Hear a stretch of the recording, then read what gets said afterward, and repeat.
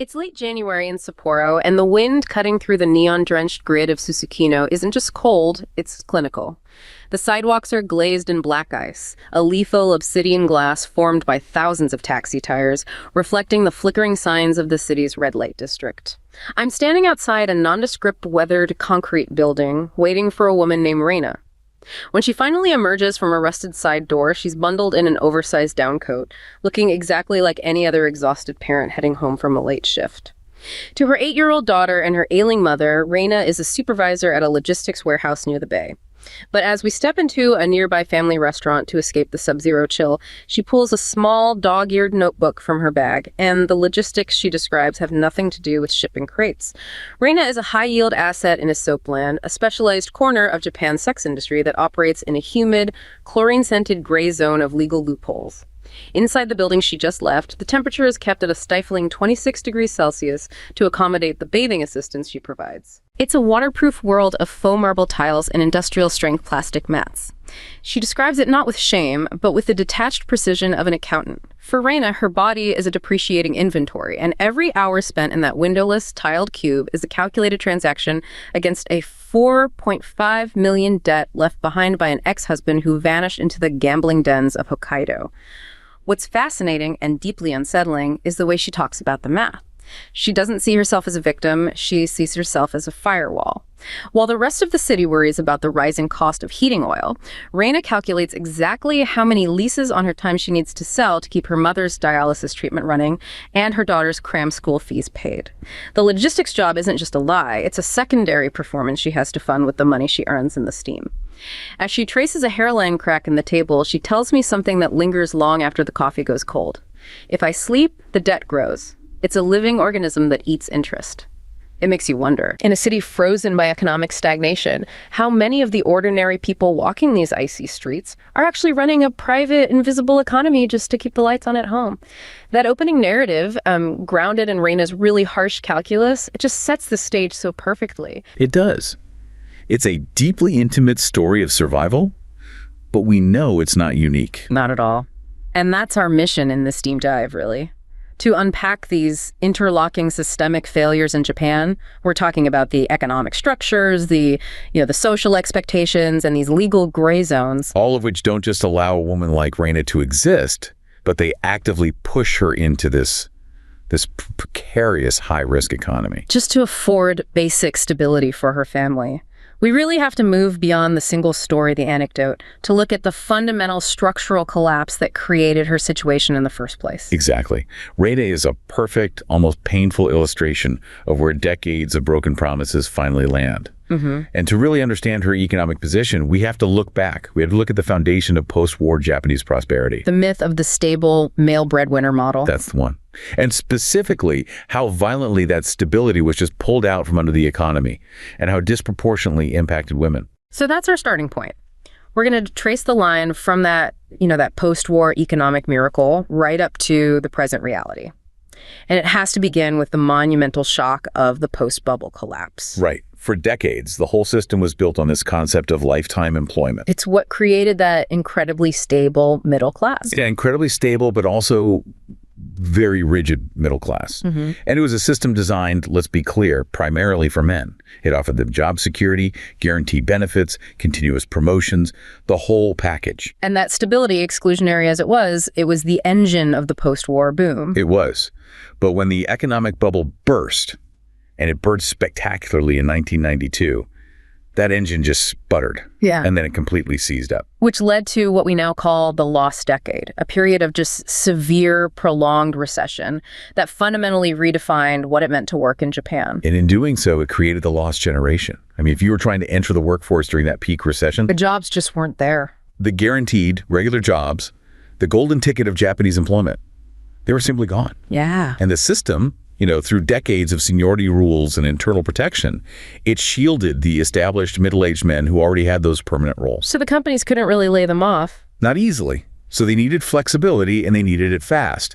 And their solution was to create a massive, fluid, and ultimately expendable buffer workforce. And this is where we see the rapid rise of non-regular workers. Exactly. Part-time, contract, dispatched roles, the numbers just spiked. You're looking at a jump from a a manageable 18% of the workforce in 1990. Right before the crash. Right before.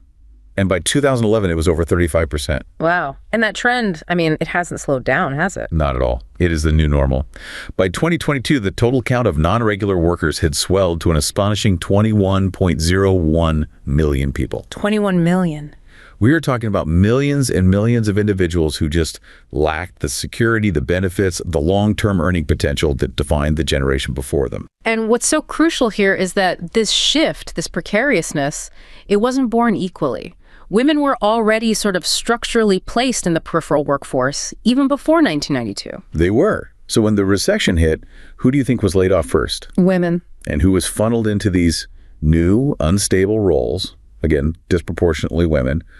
Japan's employment system was, and in many ways still is, deeply gender segregated. Even in the good years, they were overrepresented in part-time work. Absolutely. Yeah. So when the layoffs came, they were often the greater victims because their labor was just considered less essential, or at least less protected by seniority. This inequality wasn't just informal, though. It was actually formalized in the corporate structure itself. This is the two-track hiring system, right? Yes, exactly. A lot of the big firms, major banks, they adopted this starting in the mid-1980s. It was right around the time the Equal Employment Opportunity Law was enacted. So it was presented as a modern reform. It was. But in practice, it institutionalized inequality. It was a very clever form of internal segregation. How did it work? Well, when you were a new hire, you were immediately sorted into one of two distinct pipelines. First, you had the Sogoshoku. The management track. The management track. These were the coveted permanent positions. They offered the promise of lifelong promotion, high salaries, comprehensive benefits, but they demanded total corporate devotion. The long hours, the relocations. Mandatory relocation, extremely long overtime. The kind of hours that can lead to severe health consequences, or even karoshi, death by overwork. So that's one track. What was the other track? The one that was sort of presented as the choice for those who wanted to prioritize family? That was the Ippenshoku, the standard track, or more accurately, the clerical track. Okay. These positions were clerical in nature, they offered significantly lower wages, and the employees were often treated like temporary staff, even if they weren't technically. And the internal corporate logic behind this was key. It was everything. The first and most damaging assumption was that women would inevitably quit the workforce upon marriage or childbirth. So any big investment in training them for a management role was seen as a waste of money. A wasted cost, exactly. So they were funneled into these roles that required minimal training and offered zero professional advancement. But isn't that also a self-fulfilling prophecy? I mean, even if a woman wanted a management track career, the system demanded an impossible schedule. It was completely impossible. Yeah. Mandatory overtime, mandatory relocation. It's just fundamentally incompatible with the gendered expectation that she would also be managing all of the domestic and care responsibilities at home. So it created this inherent inequality right at the starting line. Absolutely. And the statistics, they show this devastating effect. In 2014, a staggering 82.1% of those Ippenshoku clerical workers were female. 82%. Meanwhile, women held only about 22% of the prestigious Sogoshoku management track positions. It's a brilliant way for corporations to maximize profit. You limit investment in half the workforce, but you maintain this plausible veneer of compliance with equal opportunity laws. And it has long-term consequences. It limits women's access to promotion. It encourages them to leave the workforce, and it ensures that if they try to re-enter the market later, they're stuck. They're stuck in non-regular, low-wage jobs. It's the definition of a structural trap. And it's why the gender pay gap remains so severe. Japan was ranked, 120th out of 156 countries in the 2022 Gender Gap Index. 120. That's not just about poor career planning by individuals. It's about systemic limitations preventing financial independence. Exactly. So when the traditional family unit collapses, when divorce happens, like it did for Reina, the woman, having been forced into this peripheral low-wage economy, finds herself catastrophically unprepared for financial self-reliance. And this brings us to that shocking formula for poverty, the 10-8-6-4 wage structure that Professor Yuasa articulated. This concept is so essential because it just quantifies the dual penalty facing Japanese women. You have the gender gap plus the gap between regular and non-regular work. So how does it break down? Well, if we set the hourly wage for a regular employed male as the baseline, as a 10, the numbers just fall off a cliff. Okay. A regularly employed woman earns an 8. A non-regular male, a 6, And then the most crucial figure for Reina and so many women like her, The non-regular female worker. she earns just a 4. A 4. You cannot support a household on a 4, especially not in a high-cost city like Sapporo. That wage scale is clearly based on the old, broken model. It is. The 10 was supposed to be the central income, and the 4 was what? Supplemental pocket money. Right. That model is functionally dead, but the wage structure persists like a zombie. So when a woman becomes a single mother after a divorce, that earning capacity of 4 pushes her immediately into extreme vulnerability. And we see this in the employment stats for single mothers, right? We do. 74.4% of them are non-regular workers. And of that group, over 40% are stuck in the most precarious part-time contracts. The financial disparity this creates is just staggering. We have single mothers' average annual income, even with childcare benefits, sitting at around 2.3 million yen. Now, you contrast that with the average income for a 2-parent, 1-child household. That's closer to 7 million yen. It's not just a gap. It's a gulf of impossibility. How does anyone square that math? The answer is, statistically, they often can't. This structural failure results in Japan having one of the highest single-mother household poverty rates in the entire OECD. It was over 50% in 2016. Over half. And the lack of support is institutionalized. Only about 24% of single parents receive any child support from their ex-partners. So the entire economic burden falls on the 4-earner. And as if that economic pressure wasn't enough, the structural crisis is brutally compounded by social and cultural pressures. Yes, this is the final layer of hardship, the social stigma multiplier. It punishes these women not only for being poor, but for having broken the traditional family mold. Right, the cultural weight of it all. Historically, marriage served the needs of the extended family, the IG system. Divorce is still often viewed as a selfish failure, something that causes shame. And in a deeply male-dominant society, the divorced woman is routinely burdened with that negative perception. And the stigma, it isn't just an abstract feeling. It translates into tangible material harm for the family. It absolutely does. The shame leaks down to the children. We see cases where children of single or poor parents are ostracized in their communities. There's this cruel projection that the child must be from a bad house. Exactly, causing significant psychological harm. They're treated negatively by their peers, sometimes even within the school system. So the system doesn't just make them poor, it makes them social pariahs. It's punishing them for surviving independently. And that feeds directly back into their economic instability. Take something as basic as housing. Apartment owners frequently refuse to rent to single mothers because they're just deemed financially unstable. The prevailing cultural narrative insists that single mothers are, quote, irresponsible for getting a divorce, and unconventional for working while raising a child. So you have low earnings potential, no security, institutional barriers to basic needs like housing, and deep social shame. And all of it conspires to push women like Reina toward these invisible high-yield economies where stigma is basically the price of admission. That harsh reality transitions us to the next layer of Reina's struggle, which is the sheer crushing weight of her family responsibilities. It's not just her child, it's her ailing mother as well. This is the double responsibility of care. Yes, the financial engine of desperation. Reina's situation is the inevitable result of Japan's demographic reality colliding head-on with its outdated welfare system. What are the key demographic factors here? It's a perfect storm. You have a rapidly aging population. 25% of the population was over 65 back in 2013, and it's higher now. Combine that with low mortality rates and significantly delayed marriage and childbirth. The average age of first childbirth was over 30 in 2012. Right. So women who marry later are now finding that their children's educational and developmental needs are converging with their parents' acute needs for geriatric care. It's that convergence that creates the double responsibilities of care. Elder care and child care simultaneously, a burden that falls disproportionately on women, specifically those in the second generation of baby boomers.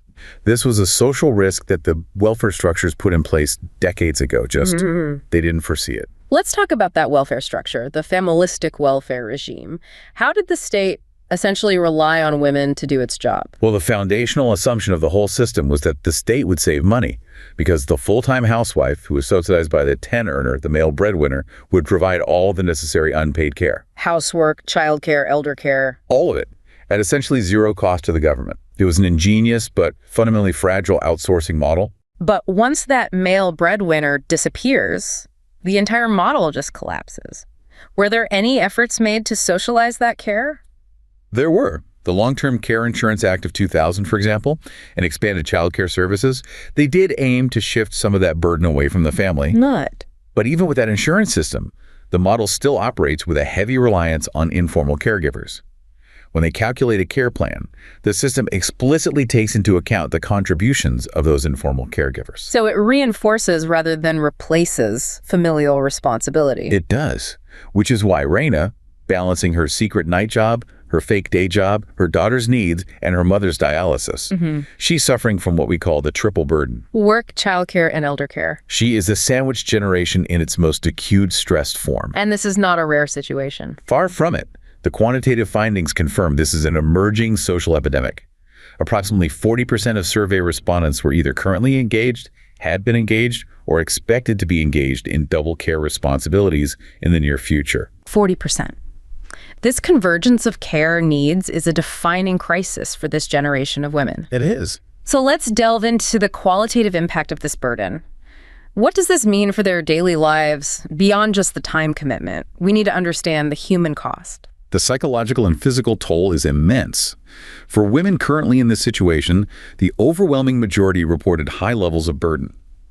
Psychological well-being was cited by over 63% as a major stressor. And physical well-being. Just over 53%. And these aren't just, headaches. This is chronic stress and exhaustion. The core anxiety seems to be this internalized guilt, this feeling that they are failing both sides of their family. Precisely. They struggle endlessly to prioritize. They feel this deep sense of being unable to provide adequate care for either their aging parents or their children. They're constantly trying to meet their children's needs while also trying to meet their parents' expectations. It leads to this self-blame mechanism where they feel they've shortchanged someone they love. Always. There was one respondent who described her mornings as a high-wire act of sheer physical and mental demand. Can you describe that? She had 2 small sons, 6 and 2, who needed her full attention. But at the same time, she had to immediately take her father to his physical therapy appointment. She described the act of holding him up with her head and her shoulder just to keep him from falling over. While managing 2 young children. Simultaneously. That is a picture of constant, unrelenting physical exhaustion with absolutely no margin for error or rest. And what about support systems for women caught in this trap? The stats on isolation are just incredibly worrying. They are. Even though professional networks, care managers and nursery staff exist, a significant minority, about 12% of women currently engaged, reported receiving no support whatsoever. None at all. And for those who had previously experienced it and were looking back, that isolation rate rose to 21%. So 1 in 5 women dealing with this triple burden are struggling completely alone. Yes. Acutely aware that if they catch a cold, if they simply fall ill, the entire family structure, the childcare, the elder care, and the income will immediately crumble. Which brings us right back to Reina's ledger and the inescapable reality of the financial strain, the cost of compassion. Right. Her mother needs dialysis. That is an immovable, ongoing cost.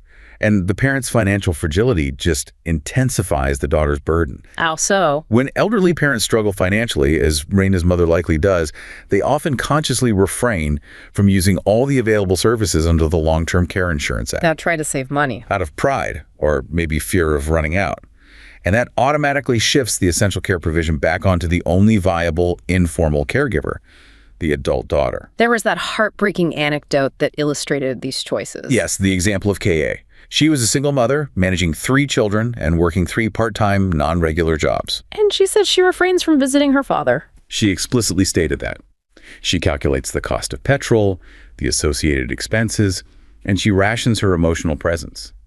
She saves those financial resources and that time so that she can afford to visit him only when he's in urgent need. Her compassion is literally being rationed against her family's solvency. It is. And this shows exactly why that 4.5 million yen debt from Reina's ex-husband isn't just a high number. It's this specific mechanism that leverages the fragility of the welfare system against her. The dialysis costs, the heating oil, her daughter's cram school fees, these are immovable fixed costs. And they require immediate, high-yield cash flow that the 4H structure just cannot provide. So she's forced to assume the role of the Daikoku Bashira. The central pillar of the house. using the underground economy as the only viable buffer against her family's total destitution. She is funding her own family's welfare state because the Japanese state failed to provide it through the formal labor market. And that necessity leads us directly to the third pillar of this crisis, the legal architecture that not only permits this high-risk, high-yield economy to exist, but structures it in a way that provides maximum profit while stripping workers of any legal protection. which brings us to the invisible autonomy, legal loopholes, and the Sokolan gray zone. We have to start in Sapporo itself, specifically the Susukino district where Reina works. This area has deep, almost structural roots in survival economics. The history of Susukino is fascinating and very, very telling. It was deliberately established way back in 1871 during the Meiji period. Okay. Hokkaido was a harsh frontier territory, and the government needed to attract settlers for development. But the lack of entertainment and rampant crime against women led to low retention rates. So a bureaucrat had an idea. A bureaucrat decided the solution was to create a formalized red light district to stabilize the male population and address these issues. So the nightlife infrastructure in Sapporo was functionally created to serve a logistical economic role from the very start. Precisely. It evolved into the preeminent entertainment district of northern Japan, covering everything from hostess clubs like Snacks and New Clubs to the modern Fuzoku, the sex industry. And for women marginalized by that low-wage daylight economy we just dissected. This infrastructure, as precarious as it is, became the only realistic option for earning the kind of income they needed for survival. But the entire industry, particularly a place like Reina's Soupland, it relies on this extremely narrow definition within the 1956 prostitution prevention law. This is the legal foundation of the gray zone. It is. That law criminalized intercourse with an unspecified person in exchange for payment. The key word there being intercourse. The operative word that created the loophole is the specific legal definition of prostitution. It is strictly limited to coitus.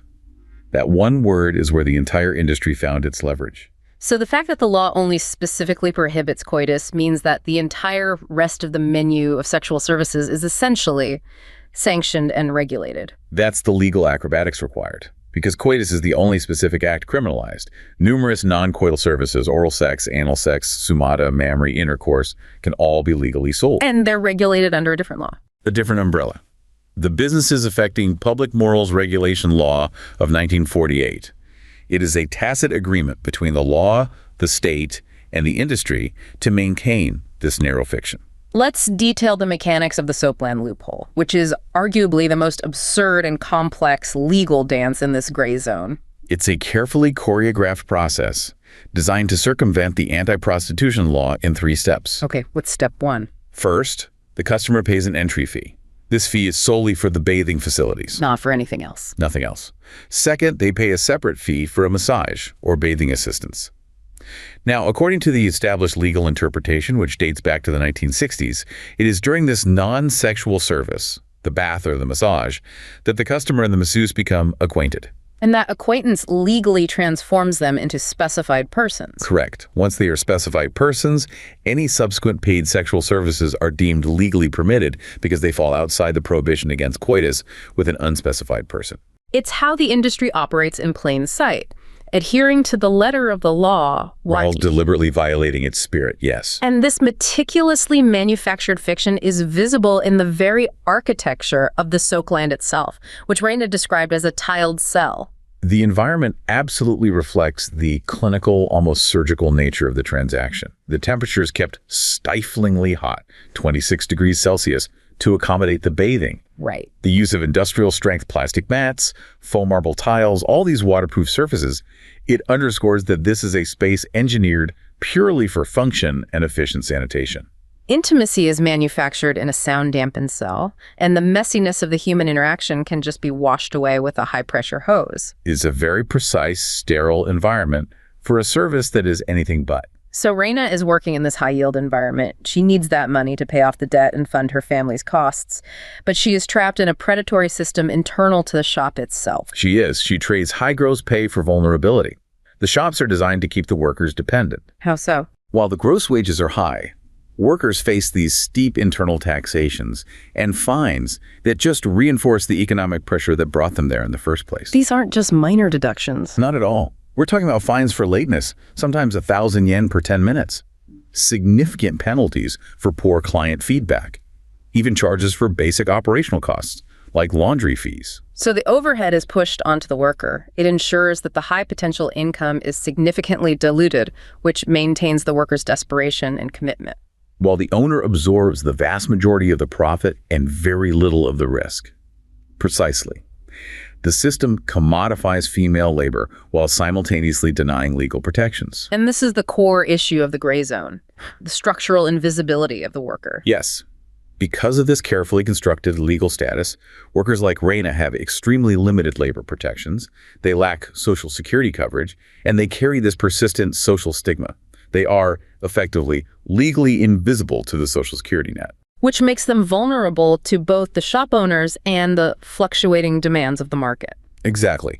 And this precarity leads us to the contemporary political fight over labor rights within the sex industry, focusing on advocacy groups like SWASH. Sex work and sexual health. What is their central campaign right now? SWASH's main focus is the safety, health, and rights of sex workers, and they are currently leading the charge against the Nordic model, which has been gaining significant political momentum in Japan. And the Nordic model, just to be clear, is the approach that criminalizes the act of purchasing sex.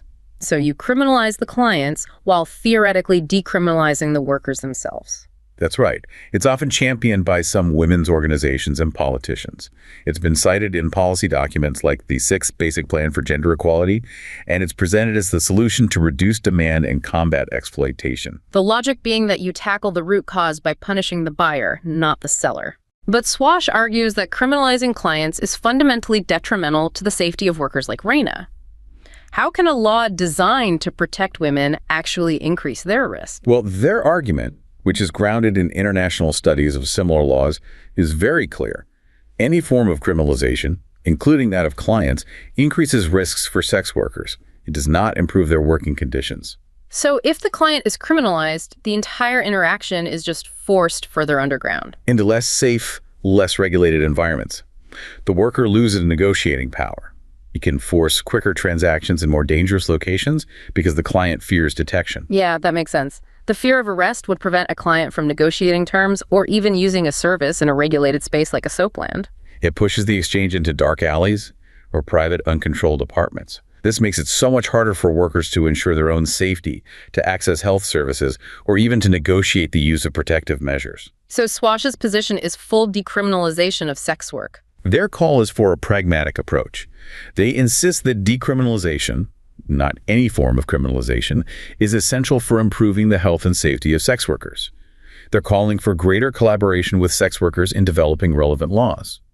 Arguing that removing the legal stigma and fear of prosecution is the only way to ensure workers can prioritize their safety without being pushed further into the shadows. Exactly. So we've really completed the arc here. We've traced Reina's individual act of calculated survival in Sapporo all the way back through these profound structural failures of the Japanese state. To synthesize the whole narrative, Reina's ruthless calculus, her perspective that her body is a depreciating inventory and her time is a necessary high-value lease, is a direct, and I would argue rational, response to three catastrophic interlocking failures. The first being the failure of the formal labor market. That 10-8-6-4 wage structure offers no economic lifeline to non-regular female workers, leaving them with an impossible income gap if that traditional male income disappears. Second, the systemic expectation of unpaid intergenerational care.